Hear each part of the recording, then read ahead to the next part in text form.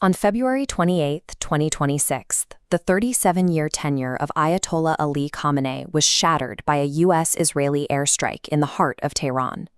Khamenei was the system's indispensable linchpin. He spent decades balancing the rivalries between Iran's conservative clerics, its elected bureaucracy, and the massive weight of the Revolutionary Guard. His death left the state without a commander-in-chief, in the middle of an active war, triggering an immediate crisis of authority. Within hours, an interim leadership council comprising the president, the chief justice, and senior clerics stepped in to manage the transition and project an image of continuity. But the council was a placeholder. Behind the scenes, a high-stakes struggle had already begun to determine who would control Iran's nuclear program and its regional proxy networks. To maintain its religious legitimacy, the Islamic Republic required a successor with the scholarly rank of a Grand Ayatollah, a figure deeply respected within the seminaries of Qom.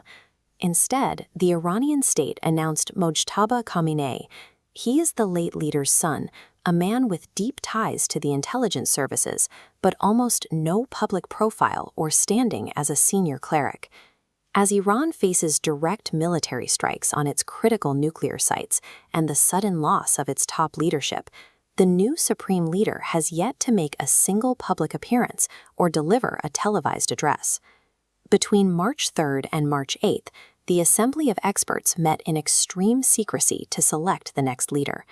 The ongoing war provided a convenient excuse to bypass traditional clerical vetting, allowing the selection committee to prioritize security over religious merit. The Islamic Revolutionary Guard Corps, or IRGC, emerged as the primary arbiter. They moved to silence moderate voices and ensure the next leader was someone they already trusted. Prepared for a decapitation scenario, the guards rewired the state's internal structure to bypass the parliament and presidency. All strategic decisions funneled through the leader's office. In this new configuration, the military dictates policy to the clerics, not the other way around. This wasn't a constitutional transition. It was a military coup carried out while the country's attention was fixed on the front lines. Mojtaba Khamenei is a security network strategist. He spent years embedded within the shadows of the IRGC's intelligence branch, rather than the theological lecture halls. Lacking his father's organic authority, his political survival depends entirely on the coercive power of the security apparatus that installed him.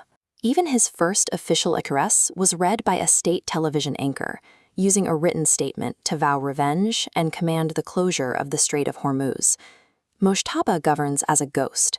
His absence from public view reflects a regime that has discarded the need for popular legitimacy, relying instead on the specialized repression of the security state.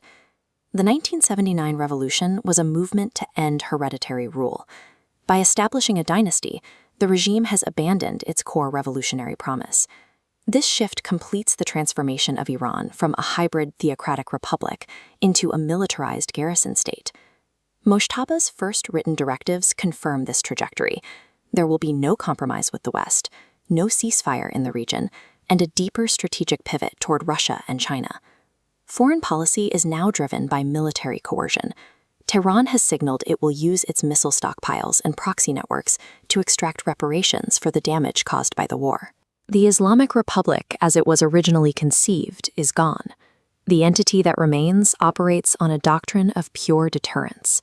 The IRGC now commands the axis of resistance with zero institutional oversight, creating a more aggressive and unpredictable regional actor.